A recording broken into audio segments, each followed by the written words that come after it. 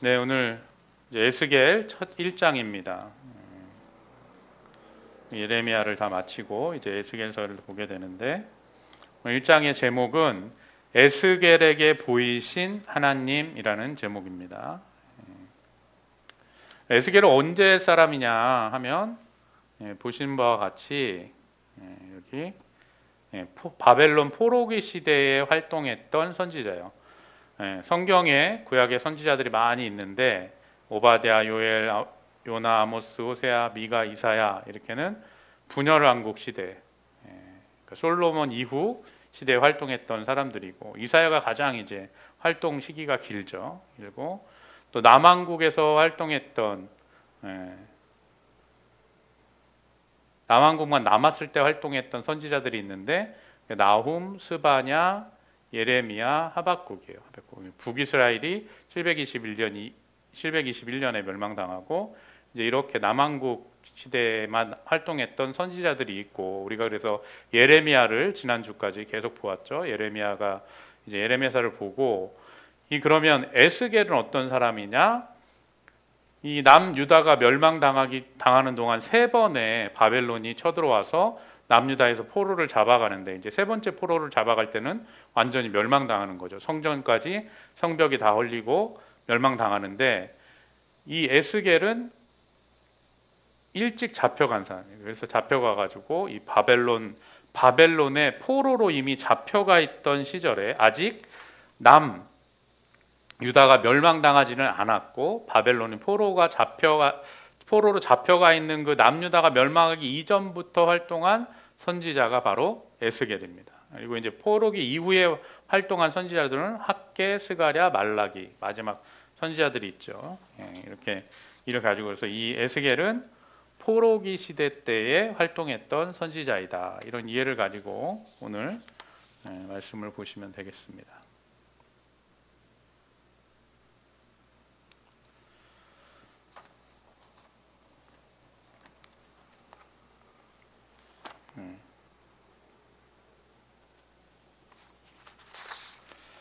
에스겔서의 저자는 누구냐? 에스겔이죠. 오늘 1장 3절에 보게 되면 부시의 아들 제사장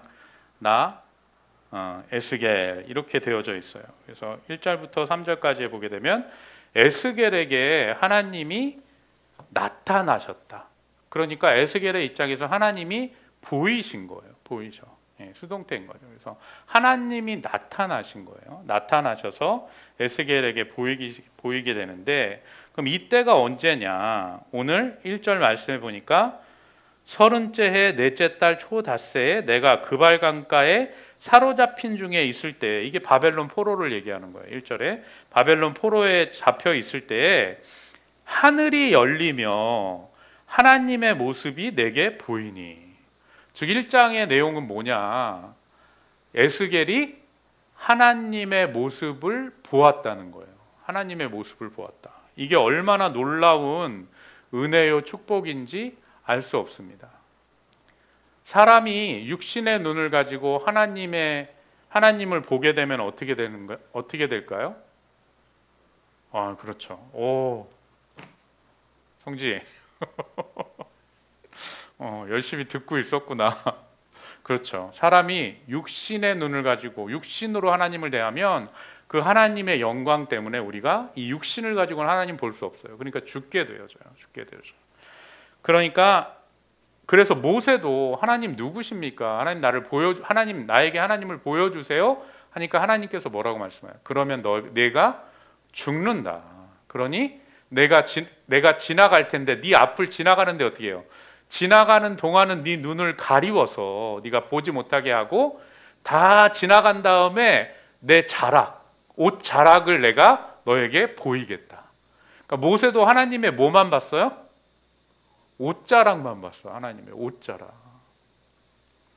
그 가장 유명한, 가장 위대한 선지자인 모세도 하나님의 옷자락만 봤다고요. 근데 오늘 이 에스겔은 하나님을 보는 거예요. 하나님을 봤어요. 얼마나 놀라운 일이에요, 이게.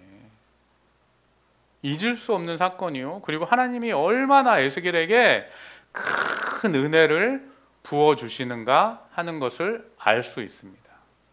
근데 왜 하나님께서 모세에게도 모세 그렇게 대화까지는 하셨지만 하나님의 모습을 보이시지는 않았는데 에스겔에게는 하나님의 모습을 보이시느냐 하는 겁니다. 왜 그럴까요? 이 에스겔의 시기가 너무 어렵기 때문이에요. 너무 힘든 시대예요. 이스라엘 백성은 내가 하나님의 백성이요 선민이다 하는 그 의식으로 험난한 시대를 이기며 감당하며 지내온 사람들이거든요. 근데 그 이스라엘이 이제 거의 망했어요. 북이스라엘은 벌써 망했고 남유다도 망하기 직전이에요. 그러한 어려운 시기에 하나님께서 에스겔을 선지자로 부르시면서 하나님이 거기에 나타나시는 거죠. 근데 장소가 중요해요. 장소가 또 그발강가 바벨론이에요. 바벨론. 하나님이 나타나시면 남유다나 이스라엘에 나타나셔야 되잖아요. 그런데 포로로 잡혀가 있는 이 에스겔의 그발강가에서 하늘이 열리며 야곱이 세겜에서 어떻게 해요? 베델에서 하늘에 오르락내리락 하는 사닥다리를 봤잖아요. 사닥다리. 야곱은 하나님 나라와 자기가 있는 곳에 오르락내리락 천사가 오르락내리락 하는 사닥다리만 보고도 그 은혜를 사모하며 나아갔는데 이 에스겔은 하나님의 보좌를 보는 사건이 오늘 일어나는 겁니다. 놀라운 일이죠. 정말 이건 뭐 기적 중에도 이런 기적이 없는 거예요. 바라기는 오늘 예배에 나오신 저와 여러분들도 이렇게 하나님을 만나는 은혜의 사건이 임하게 되기를 주의 이름으로 축원드립니다. 네, 하나님을 만나야 돼요. 하나님을 만나야 돼. 네, 하나님을 만나야 돼.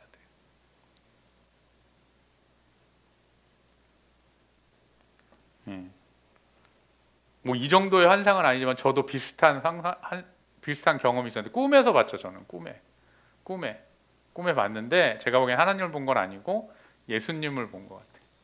예수님이 꿈속에 나타나셔가지고 탁 나타나셨는데 근데 예수님의 얼굴은 안 보여요. 오늘 이 에스겔이 이야기하는 마지막 하나님 나라의 보좌와 비슷해요. 말할 수 없는 광채 속에서 말씀하시더라고요. 말할 수 없는 광채. 쳐다볼 수가 없어. 너무 환해서 쳐다볼 수 없는 그런 광채 가운데서 저에게는 말씀하시다. 그런 경험이 있어요. 그런 경험. 그래서 에스겔이 이것을 보았다. 저는 이렇게 확신합니다. 이 현상을 보았다. 사람들 중에는 뭐 여러 가지 상징을 뭐 인문학적으로 풀면 끝도 없고 하나님 말씀은 그렇게 보기 시작하면 끝이 없어요. 근데 신비하게도 이런 비슷한 경험들을 하는 사람들이 있고 하나님의 은혜 가운데 환상을 보며 꿈을 꾸며 천국을 경험하며 하는 사람들이 있죠. 그런 것들을 통해 성경의 말씀이 진리임을 우리가 오히려 유추해 볼 수 있는 거예요. 거꾸로 확인해 볼 수 있는 거예요. 그럼 에스겔이 본 하나님의 나타나심의 모습은 어떠했느냐? 이것이 맞다는 게 아니에요. 근데 이걸 읽으면 너무 힘드니까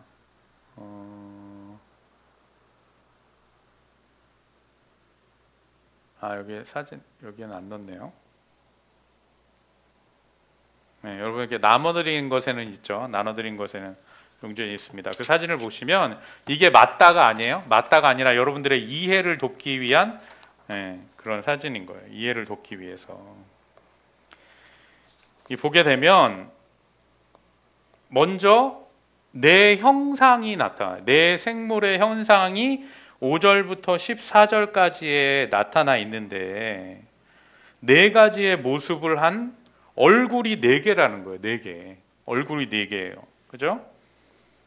막 불이 번쩍번쩍하며 폭풍이 큰 구름 가운데 형상이 나타나는데 그 형상은 4개의 얼굴과 4개의 날개를 가졌어요. 4쌍의 날개를. 4개의 얼굴과 4날개를 가졌네요. 4날개를 가졌고 다리는 고준 다리요. 그들의 발바닥은 송아지 같고 강냉 구립 같고 하면서 표현하고 있는데, 얼굴이 4개가 있는데 이것들은 우리는 이렇게 앞으로 가다가 돌려면 어떻게 해요?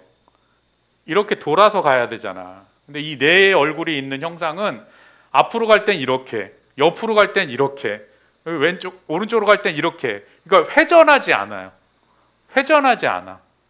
4 형상이 있으니까 사방으로 그냥 갈 때는 그 모양으로 그대로 나가는 거예요. 이렇게 좌우로. 그래도 어떻게 해요? 근데 그것이 4 생물이에요. 사방을 갖추고 있어요. 사방을 갖추고 있고 날개가 있어서, 서면은 날개가 이렇게 다리를 가리고 그러는 것이죠. 이 날개를 가리는 천사의 모습은 다른 곳에도 나와요. 그룹들에게도 나타나는데 이 그룹들은 3쌍의 날개를 가지고 있죠. 그래서 한 쌍으로는 자신의 얼굴을 가리고, 한 쌍으로는 날며, 또 한 쌍으로는 자신의 다리를 가려요. 하체를 가린다. 하나님 앞에 정결하지 못한 자신들의 모습을 가린다. 그런 의미예요. 그런 천사들처럼 이 4 형상을 가진 천사라고 생각되어지는데, 이 천사들이 사방에 있는 거예요. 사방에 4군데에 있고, 그 옆에 바퀴가 있어요. 바퀴. 그 다음에 있는 것이 바로 이 바퀴인 것이죠. 4 바퀴가 있는데 15절부터 나오게 되는데, 이 바퀴는 바퀴 안에 또 바퀴가 있어요. 정확하게 어떤 모습일지 모르지만 이 그림이 그래도 근접하게 그렸다고 생각되어져요. 이런 식의 모습이어서 이 바퀴도 하나의 바퀴만 있으면 한 방향으로만 갈 수 있잖아요. 그리고 바퀴를 돌리려면, 방향을 틀려면 바퀴를 돌려야지 움직일 수 있는데, 이 사방 바퀴처럼 이렇게 바퀴 안에 바퀴가 있어서 마치 원같이 어느 방향으로 굴러가더라도 이것이 굴러갈 수 있는 모양을 지녔다는 거예요. 그리고 그 바퀴는 삥 둘러가면서 어떻게 해요? 눈이 나 있어요. 눈이. 그러니까 이 바퀴가 동그란 원형은 아니에요. 왜냐하면 원형이면 원이라고 했을 텐데, 동그란 구체가 굴러간다 이렇게 했을 텐데, 그게 아니고 바퀴라고 표현한 것으로 봐서는 오늘 이 나눠드린 사진이 그래도 근접하게 표현한 거 아닌가 하는 생각들이 들어요. 근데 중요한 건 이 바퀴 안에 아까 있었던 4 형상의 그 천사로 생각되어지는 그 4 형상의 혼이 들어가 있어요. 아니, 혼인가요? 영인가요? 영이 들어가 있어요. 영이 바퀴 안에. 그래서 어떻게 해요? 이 4 형상이 가고자 하는 대로 그 바퀴가 굴러가는 거예요. 바퀴를 조종하는 게 이 4 형상인 거예요. 그러니까 영이 들어있다는 것이 그런 것이죠. 그래서 4 형상들이 이렇게 이쪽으로 가려고 하면 바퀴가 알아서 그쪽으로 쭉 굴러가는 거예요. 근데 이 바퀴들 위에 뭐가 있느냐? 바퀴들 위에 수정 같은 궁창이 있다는 거예요. 수정 같은 궁창.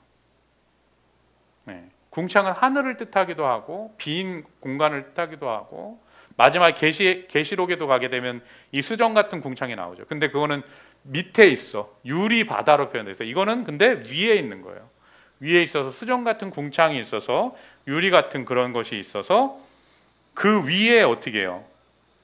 궁창을 떠받들고 있어요. 궁창을 떠받들고 있고, 수정 같은 궁창이 있어서 궁창을 떠받들고 있고, 그 위에 하나님의 보좌가 있어요. 보좌가 있어. 하나님의 보좌가 있고, 근데 그 보좌 위에 하나님이 계시긴 계신데 명확하게 보이지는 않아요. 근데 사람의 형상처럼 보인다, 이렇게 에스겔이 표현했어요. 사람의 형상처럼 보여. 근데 사람은 아니에요. 사람의 형태같이 뭐가 있다는 거예요. 형체가 있어. 형체가 있고, 그런데도 어떻게 해요? 또 자세히 쳐다보려고 하면 불의 모양이에요. 위아래로. 그냥 이렇게 봤을 때는 형상이 있는데, 근데 자세히 보려고 하면 불의 모양이라는 거예요. 위로도 불 같고, 허리 위로도 불 같고, 허리 아래로도 불 같아요. 그러니까 막 불타고 있는 것 같은 느낌이라는 거예요. 혼란스럽죠? 혼란스러워요? 근데 그런 느낌이에요. 제가 봤을 때도 예수님 같구나, 예수님인지 알아봤는데 딱 보려고 하니까 빛이야. 너무 환해서 볼 수가 없어. 그런 느낌이었어요. 근데 에스겔도 이런 것 같아요. 처음에는 사람의 형상, 어떤 하나님이라고 느꼈던 것 같은데, 그 하나님 그럼 어떻게 생기셨나 하고 자세히 보려고 하니까 어떻게 해요? 볼 수 없는 거예요. 허리 위로도 불이요, 허리 아래로도 불 같은 모양으로 나타나셨다. 뭐 혹자는 이것을 이게 무슨 의미냐, 내 생물이 무엇이냐, 내 바퀴가 무엇이냐, 수정이 무엇이냐 막 해석하려고 애를 쓰는데, 그거보다도 오히려 이 전체를 통해서 느껴지는 느낌은 어때요? 에? 느낌이 뭐냐고. 이 사진을 보면서 느낌이 뭐예요? 가장 높은 곳에 어떻게 해요? 하나님의 보좌가 있고, 그 하나님의 보좌가 어떻게 해요? 못 가는 곳이 없고 온 데를 다 다니시면서 다스리신다. 그런 느낌이 들지 않아요? 이거 설명을 듣고 보니까 사방으로 갈 수 있는, 어느 곳으로 갈 수 있든 내 형상이 그것을 받치고 있고, 바퀴가 있고, 내 형상의 옆에는 바퀴가 있어서 그것을 받치며 하나님의 그 위에 보좌가 계시다라는 거예요. 하나님의 다스림이시죠. 하나님의 통치하심, 하나님이 이 세상 역사를 주관하고 계신다, 이것을 상징하는 것이 바로 에스겔 1장에 에스겔이 본 환상의 모습이다라고 생각되어집니다. 그러므로 오늘 이 시대를 살아가시는 저와 여러분들도 우리가 보이지 않아, 이 하나님의 보좌를 보지 못해요. 그러나 우리가 영안이 떠지게 되면 나중에 엘리야가 불병거를 보는 것처럼 영안이 떠지게 되면 하나님이 온 우주를 다스리고 계시다는 사실이 명명백백하게 드러나는 날이 오게 될 것입니다. 그것이 예수님께서 다시 오시는 날이에요. 하나님이 주인 되시는 날이에요. 온 인류의 심판과 상벌이 있는 날이 바로 이 날인 것이죠.